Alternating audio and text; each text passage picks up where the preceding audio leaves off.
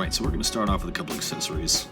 First we're going to have the rail wraps, and then I got some red grip tape, and then I also got some light rails from Craft & Ride. Now this is the new product of theirs, so I'm pretty excited to try it.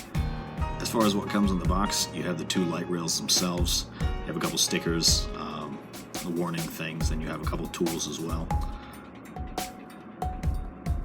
So basic maintenance, I'm just going to take the fender off just to make it a little bit easier to clean the one wheel and just make sure that I can have a really nice clean surface to work with. So we're going to line those up. And then on the back there's just a clear piece of tape. You have to be careful around the connector because it can get ripped off. And after that we're just going to slowly apply it in the middle and spread out from there. It's pretty easy. Now, it does come with two Velcro patches, so one's going to go actually on the inside hub of the tire right there. And then from there, you're going to connect the controller pads through there. You're going to weave it underneath the rail and inside the hub, and then you're just going to Velcro that right onto the bottom there. Now, make sure that you have it centered correctly before you put the Velcro on the bottom, because it is fairly difficult to rip that thing back off.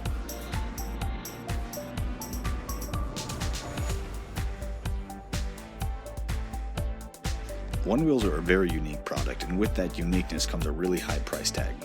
I was a little hesitant on getting this one wheel, but I was out in San Diego for a wedding, and there's actually a gentleman out there who rents one wheels, so I was able to get my hands on one for a couple hours, ride it around, see what all the hype's about, and that really showed me where all the money goes, and definitely justifies the cost. So if you're ever in San Diego, feel free to hit them up, rent a one wheel, see what it's all about.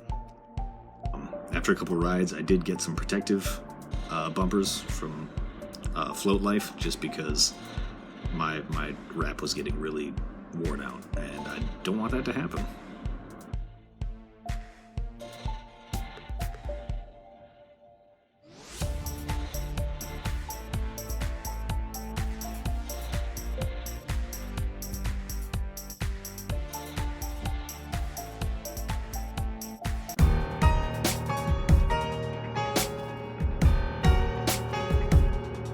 Alright, so we're out here on a pump track just because I wanted to do some off-roading. So basics, you step on the back, foot goes on the red line. Now this is the V1, so that red line is the sensor.